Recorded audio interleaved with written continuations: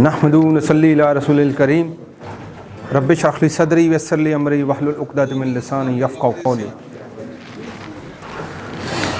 भाई आज पिछला सबक दोहराएंगे और साथ अगला सबक भी लेंगे। तो पिछला सबक ये था हमारा, तो ये सिर्फ दोहराने के लिए कोई भाई इसको दोहरा सके, ये हमने पिछली दफ़ा कैसे अदा किया था, किसी को याद हो?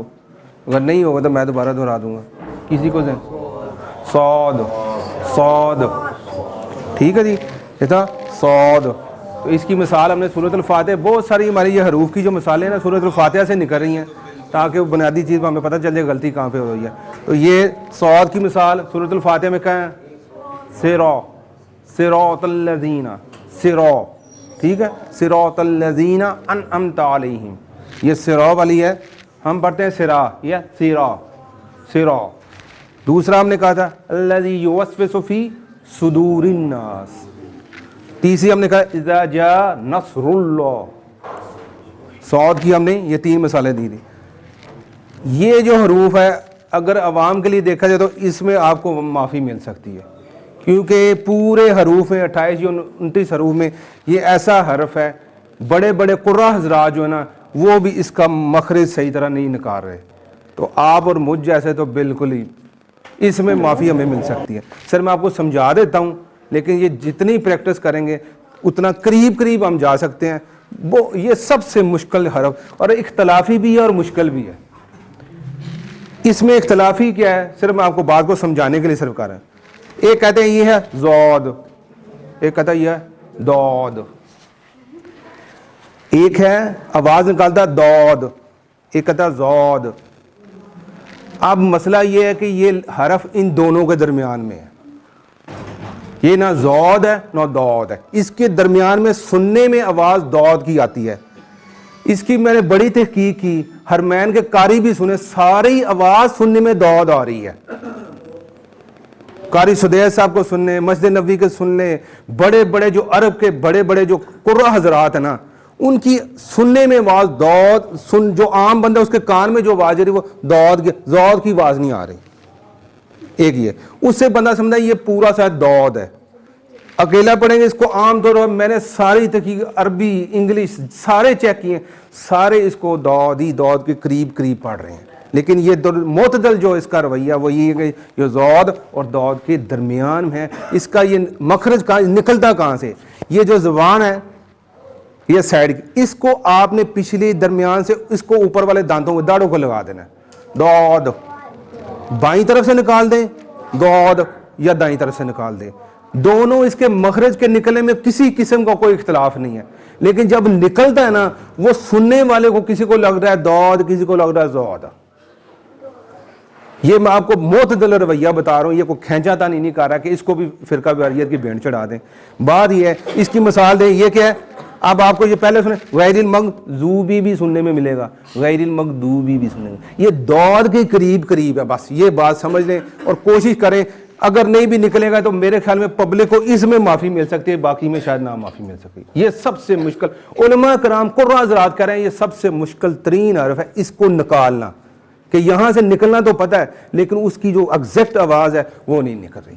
वो बहुत ज़्यादा प्रैक्टिस की ज़रूरत है। बस आपको ये पता होना चाहिए, आपने जब आवाज़ निकलनी है इसके दरमियान में तो सुनने वाले को दौद की आवाज़ सुनने में मिली है। गैरिल मग़दूबी वला अलैहिम वला दौलीन, दाईं तरफ बाईं से निकालें या दाईं से निकालें, बस आपकी हद तक इतना ही है। इससे आगे हमें इसमें पढ़ने की या इसको कुरेदने की ज़रूरत नहीं है।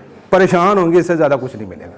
ठीक है जी, अब ये हो गया। अब अगला पिछला जो है इसका हम सबक दोहरा लेते हैं क्योंकि काफ़ी लंबा हो गया। तो हमने कहा था जब तकबीर तहरीमा शुरू करनी है, अल्लाहु अकबर कहने हैं, तो हाथ साथ उठाने हैं, पहले उठाने हैं बाद में उठाने हैं। कितने तरीके बताए? तीन। कौन कौन से? कोई बता दे, एक कोई बंदा बता दे, गलती हो जाएगी दुरुस्तगी हो जाएगी, बाकी भाइयों को भी पता चल जाएगा। कोई बता सकता है?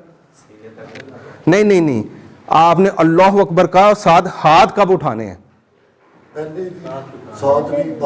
ये मैं आपको फिर दोहरा दूं। आपने ये कहा, देखें पहला स्टेप आपने कहा अल्लाहु अकबर, आप साथ अल्फाज अदा कर रहे हैं, साथ हाथ भी आपके ऊपर जा रहे हैं। ठीक है। दूसरा क्या है, आपने अल्फाज पहले अदा कर दिए अल्लाहु अकबर, फिर हाथ उठाएं। ठीक है। दूसरा क्या है, آپ نے تیسرا کیا ہے, آپ نے ہاتھ پہلے اٹھا دیے اور اللہ اکبر بعد میں کہا ہے. سمجھ آئی کہ گڑبڑ ہو گئی ہے؟ پھر دہراؤں کہ نہیں؟ چلے پھر چلے, کچھ کو شاید چہرے لگ رہے ہیں نہیں سمجھ آئی.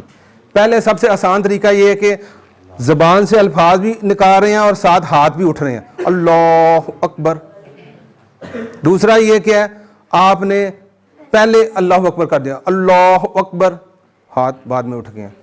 ٹھیک ہے جی, تو الفاظ پہلے کر دیا, ہاتھ بعد میں اٹھے ہیں. پہلے ہے کہ پہلے ہاتھ اٹھ گئے ہیں اور اللہ اکبر بعد میں کہہ دیا.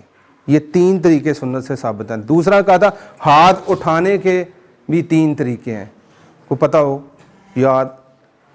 ہاں بیٹا بتاؤ. ہاں جی چلے بچے کو حوصلہ افزائی ہو جائے گی. اچھا کوئی بات نہیں, کوئی بات نہیں. اچھا ہاں چلو سر, اس کی ترتیب تھوڑی سی ایسے کر لیں آسانی کے. پہلے سینے تک نیچے شروع ہو, ٹھیک ہے, یہ سینہ ہو گیا. پھر کندھوں تک, یہ, پھر کانوں تک. ٹھیک ہے, یہ 3 طریقے بدل بدل کر لیں, ہر سنت پر عمل ہو جائے. تیسرا یہ کہ ہاتھ باندھنے کے 3 طریقے بھی بتائے تھے, کسی کو یاد ہو؟ سینے پر باندھنے, میں نے کہا تھا پچھلی دفعہ بھی دہرائی تھی بات کہ ناف پر باندھنے والی احادیث کمزور ہیں, ضعیف ہیں. چلے جس بات میں 2 رائے آ جائیں اس بات پر آ جائیں جس پر کوئی دوسری رائے نہیں ہے, پختہ بات کی طرف آ جائیں, معتدل بات کر لیں. اس پہ ہاتھ باندھنے کی 3 طریقے کسی کو یاد ہو؟ ہاں جی بتاؤ. چلے ہاں سب تو ہاں جی کہڑے ہاں سب پہلا طریقہ کہڑا؟ نہیں ہاں سب ہاتھ بنن دے. اچھا یہ کدھر باندھے آپ نے؟ اچھا ایک آگے, اچھا پھر تیسرا نہیں. چلے میں دہرا دیتا ہوں, پہلا طریقہ یہ ہے, یہ پہلا طریقہ. اور جنہیں اثر کہتے ہیں یار بیبیاں باندھیاں نے, لیکن یہ سنت طریقہ ہے, یہ مرد اور عورت کی کوئی تفریق نہیں ہے. پہلا طریقہ ہاتھ پر ہاتھ رکھے. دوسرا یہ گھٹنے کو مضبوطی سے, درمیان والا کام نہیں ہے, یا ادھر رہنا ہے یا ادھر رہنا ہے. اکثر بھائی غلطی کرتے ہیں, وہ درمیان میں رہتے ہیں ادھر کر کے, یہ نہیں ہے. اس کو یہ دیکھیں جیسے اس کو پکڑ لینا ایسے. یہ تیسرا طریقہ کیا ہے؟ یہ پھر بتانا ایک طریقہ. دوسرا اس کو پکڑ لینا, درمیان میں نہیں رہنا, شروع میں ادھر سے اور اینڈ والا یہ کا. یہ تینوں طریقے سنت سے ثابت ہیں, اس کو ہم بدل بدل کر لیں.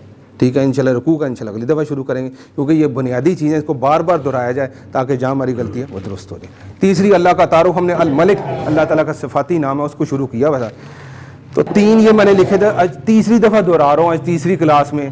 اس کو ذرا غور کریں, کیونکہ یہ آپ آئے ہیں, محنت کی ہے, ٹائم لگایا آپ نے, اگر کچھ اس میں کمی رہ جائے تو اس کو دور کرنے کی کوشش کریں تاکہ جہاں پر زیادہ سے زیادہ فائدہ اٹھانے کی کوشش کریں. یہ کیا ہے؟ الملک, المالک اور الملیک. ان تینوں کا کوئی بھائی ایک فرق بتا سکے؟ میں نے بتایا تھا کہ تینوں میں فرق ہے, الملک, المالک, الملیک. کسی کو یاد ہو؟ چلے میں دہرا دیتا ہوں. پھر الملک میں نے کہا تھا بادشاہ جس کا قانون چلتا ہو. صرف میں نہیں بتاؤں گا کیونکہ پچھلی دفعہ 2 ہم نے کلاسیں اس پہ دہرائی تھی تاکہ یہ مضبوط ہو جائے, کیونکہ عقیدے کے ساتھ اس کا تعلق ہے. دوسرا تھا المالک, مالک کا مطلب کہ وہ بادشاہ اس کا قانون بھی چاہتا ہے اور چپے چپے کا مالک بھی ہے. اور تیسرا تھا الملیک کہ اصل مالک وہی ہے, ہم سارے امانت دار چوکیدار ہیں. بس یہ سادہ سا میں نہیں بتا دیں. اب سورہ آل عمران کی 26 اور 27 نمبر آیت ہے, اس کے میں نے نوٹس کی شکل میں 8 پوائنٹس نکالے ہیں کہ اب دیکھیے گا عقیدہ ہمارا کیسے درست ہوتا ہے. ہم اختلافی باتیں, ان چیزوں کی ہمیں سمجھ آ جائے, ہمارا سب بھائیوں کا جہاں جہاں ہمیں خرابی بھی لگ رہی ہے وہ بھی درست ہو جائے گی. پہلی چیز کیا ہے؟ وہ ہے اس صورت میں سے جو لفظ نکال رہا ہوں, مالک, مالک الملکی, مالک الملکی. یہ ہے الملیک کا مطلب یہ اصل مالک ہے. اللہم مالک الملکی, جو تمام جہانوں کا اصل مالک ہے. یہ تو میں نے وضاحت کر دی تھی. دوسری ہے توتی الملکی من تشاء. پہلا وہ کیا ہے؟ تمام کائنات کا اصل مالک وہ ہے. آگے کیا؟ جس کو چاہے اختیار دے دے, اس کی مرضی ہے.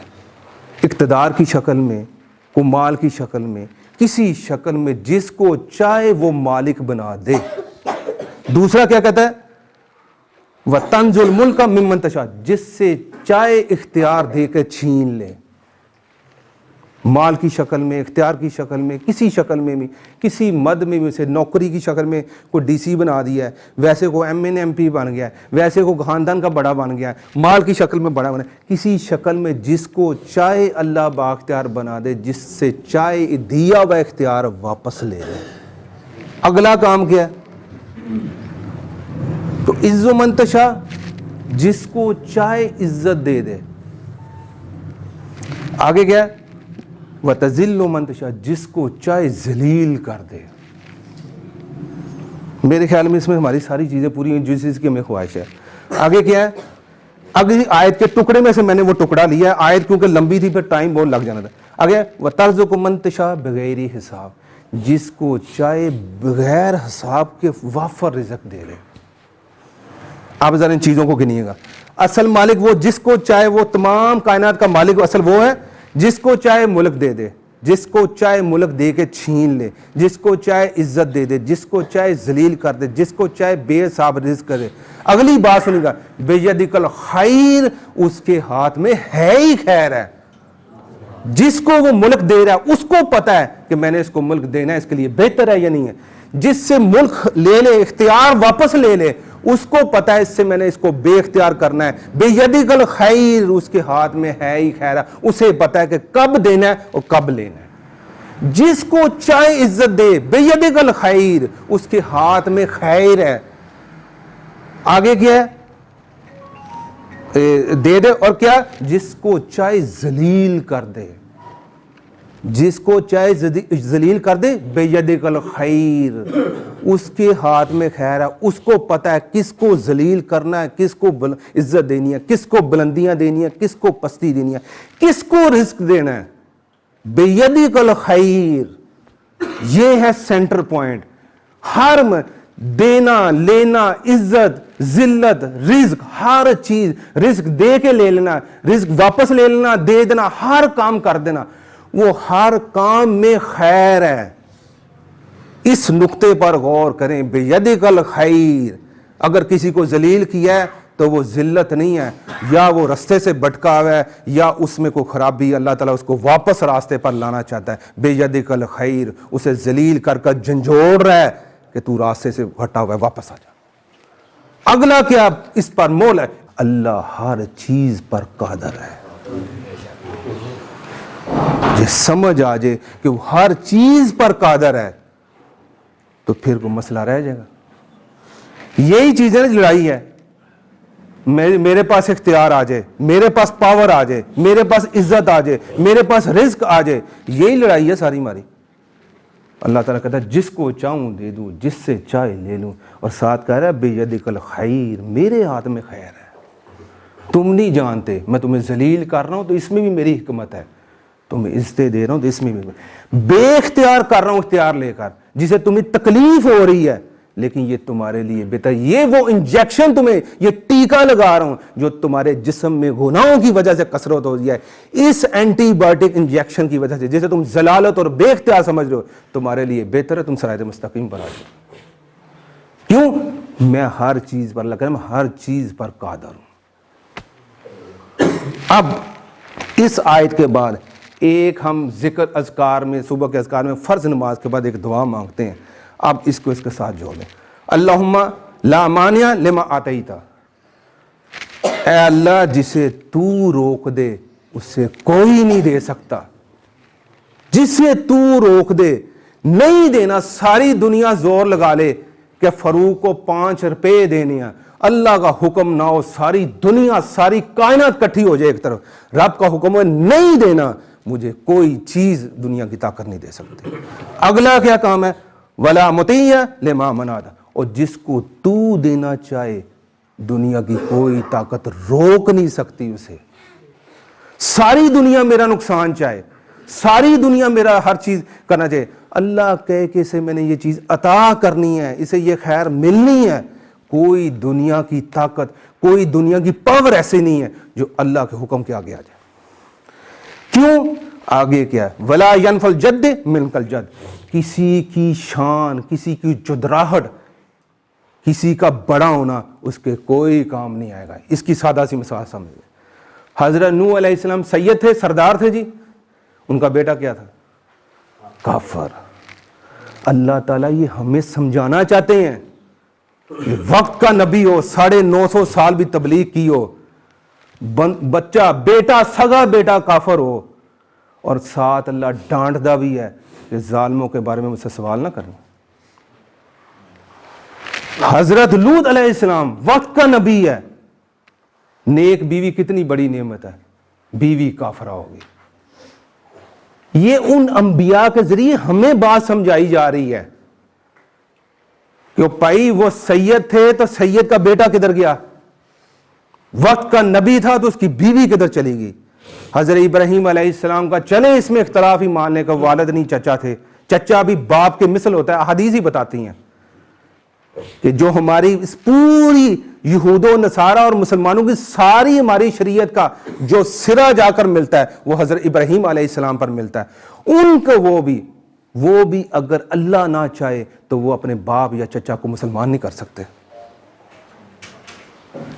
نبی اکرم صلی اللہ علیہ وسلم اس کائنات کی سب سے بڑی ہستی، قرآن کہتا ہے اللہ کا باقی نفسک علی آثارہم ان لا یؤمنوا بہذا الحدیث آسفا، کہ آپ اپنی جان ہلکان کر لیں گے کہ یہ ایمان کیوں نہیں لاتے۔ اور آج کی کتنے لوگ دعویٰ کھڑے وقت کے نبی کو کہا کہ آپ اپنی جان ہلکان کر لیں گے، میرا چچا ایمان کیوں نہیں لاتا۔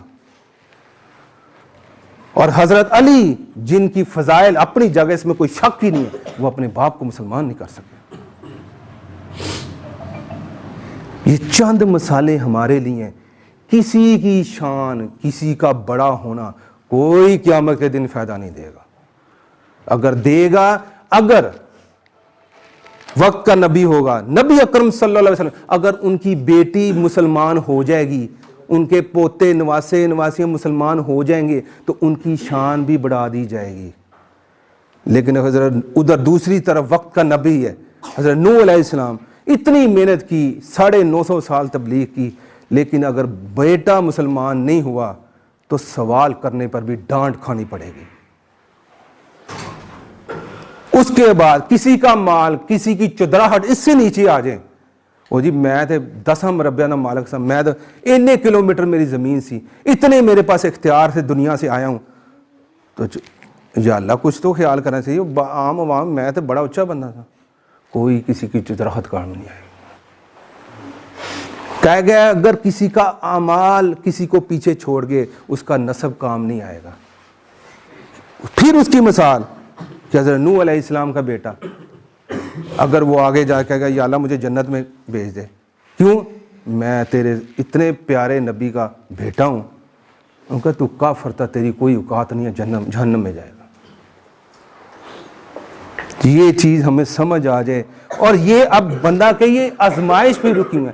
کیا یہ جو ہم کہتے ہیں کہ کسی کو اللہ تعالیٰ دینا چاہے تو کوئی روک نہیں سکتا، اور روک دے تو کوئی دے نہیں سکتا، کسی کی عظمت اور شان اس کو کچھ نہیں بچائے گی، تو پھر یہ جادو ٹونا، یہ اس طرح کی چیزیں، کیا یہ پھر خیالی ہے کہ ان کی بھی کوئی حقیقت ہے؟ اللہ تعالیٰ بندے کو ٹیسٹ کرتا ہے، آزمائش میں ڈالتا ہے۔ اگر اللہ کہہ رہا ہے میری مرضی کے بغیر تم پر کوئی تعویذ نہیں ڈال سکتا، میری مرضی کے بغیر تم پر کوئی جناب وہ جادو نہیں کر سکتا، میں چاہوں گا تو وہ کرے گا، اس کا مطلب اللہ تعالیٰ چاہ رہے ہیں۔ اللہ تعالیٰ اس بندے کو آزمائش میں ڈالتے ہیں۔ پہلا نفسیاتی مسئلہ ہوتا ہے، بندہ یہ سمجھتا ہے او یار میری بھرا نے میرے سے تعویذ پا دی، میرے فلاں بندے نے میرے پر جادو کر دیا، فلاں بندے نے یہ کام کر دیا۔ سب سے زیادہ تر یہ لوگوں نے تحقیق کی ہے، زیادہ مسائل نفسیاتی ہیں۔ اس کے بعد یہ حقیقت ہے، آپ پر جادو ہو سکتا ہے، آپ کو تعویذ ڈالے جا سکتا ہے، سارا کچھ ہو سکتا ہے، لیکن یہ نظریہ رکھیے گا کہ اللہ تعالیٰ کی مرضی کے بغیر نہیں ہو سکتا۔ اگر ہو گیا ہے تو سمجھیے اللہ تعالیٰ آزما رہا ہے، اب میرا بندہ مجھے چھوڑ کر کہیں اور جاتا ہے یا میرے آگے گڑ گڑاتا ہے، یا میں نے جو شریعت کے دائرے بٹائے ہیں موضوعین پڑھ کے پھونک لیں بھئی یہ فلانی جو نا یہ اتنے اذکار کرے گا تجھ پر جادو نہیں ہوگا۔ جو قرآن اور حدیث کی روشنی کے حدود میں جو چیزیں بتا دی ہیں یہ اس کے علاج ہیں، یہ صرف اس تک رہتا ہے یا مجھ پر توکل چھوڑ کر مخلوق کے در در کے دھکے کھاتا ہے۔ اگر تو وہ حدود میں رہ گیا اور سمجھ لیا کہ اللہ کی مرضی کے بغیر ہی اللہ کی آزمائش ہے، بس جتنا مجھے قرآن و حدیث سے مل گیا کہ اس کا یہ صورتیں پڑھ کر علاج کرنا ہے اور میں نے وہ کر لیا ہے، باقی اللہ پر چھوڑ دیا، تو سمجھے میں اس آزمائش میں پاس ہو گیا ہوں۔ اور اگر اس دائرے سے باہر نکل گیا ہوں پریشان ہو کر، نہیں یار فلاں بھی مجھے کچھ کر دے گا، فلاں بھی کر دے گا، فلاں بھی کر دے گا، تو سمجھے میں اس آزمائش میں فیل ہو گیا ہوں، میں رب سے میرا تعلق ٹوٹ گیا۔ یہ بھائی چند باتیں میں نے بتائی ہیں، پھر جلدی سے دہرا دیتا ہوں۔ کیوں؟ جس کو چاہے ملک دے دے، جس سے چاہے ملک لے لے، جس کو چاہے عزت دے دے، جس کو چاہے ذلیل کر دے، جس کو چاہے رزق دے دے، جس سے چاہے رزق لے لے، بیدک الخیر، ہر حال میں اس کے ہاتھ میں خیر ہے، خیر ہے، خیر ہے۔ کیوں؟ انک علی کل شیء قدیر، کیونکہ وہی اصل قادر ہے۔ اور جو چیز اللہ دینا چاہے اسے کوئی دنیا کی طاقت بڑی سے بڑی، پوری دنیا جتنی مرضی کائنات کی مخلوقات ہیں وہ ساری اکٹھی ہو جائے، روک نہیں سکتی، اور جسے اللہ روک دے اسے کوئی پوری کائنات میں کوئی بندہ دعویٰ نہیں کر سکتا مجھے دے سکتا۔ اور یہ کسی کی عظمت، کسی کا بڑے خاندان سے ہونا، میں جناب علی فلاں خاندان سے ہوں، میں کسی نبی کی اولاد ہوں، میں فلاں کا نام، اگر وہ قرآن و حدیث کے دائرے میں ہوگا تو اسے وہ نسبت فائدہ دے گی، ضرور دے گی کہ میں سید ہوں، میں اس نیک بندے کی اولاد ہوں۔ اگر وہ شریعت کے دائرے میں زندگی گزارا ہے تو اس کو وہ اس کا نصف فائدہ دے گا۔ لیکن اگر وہ قرآن و حدیث کے دائرے سے نکلا ہوا ہے اور جتنا مرضی وہ کہے جی میں اتنے بڑے خاندان سے ہوں، اللہ نے کہا کوئی ویلیو وقت نہیں ہے اس کی۔ اور اس کی مثالیں حضرت نوح کے بیٹے کی دے دی، حضرت ابراہیم علیہ السلام کے باپ کی دے دی، حضرت لوط علیہ السلام کی بیوی کی دے دی، نبی اکرم صلی اللہ علیہ وسلم کے چچا کی، حضرت علی رضی اللہ عنہ کے والد کی، بڑی مثالیں ہیں۔ اور اتنے سے قریبی رشتے کا کوئی چاہے گا کہ یہ دوزخ میں جائے؟ اللہ نے بات یہ سمجھانا چاہتا ہے کہ جب چاہوں جو چاہوں، تمہارا کام پہنچانا ہے، ہدایت دینا نہ دینا میرا کام ہے۔ اللہ سے دعا ہے کہ اللہ تعالیٰ اللہ کا تعارف جو ہے خصوصاً اس کو قرآن کے ساتھ جڑ کے اس کو پہچاننے کی، اس کے ساتھ تعلق جو ہمارا کمزور ہے اس کو جوڑنے کی، اس کے ساتھ جڑ کے بعمل مسلمان بننے کی توفیق عطا فرمائے۔ واخر دعوانا الحمدللہ۔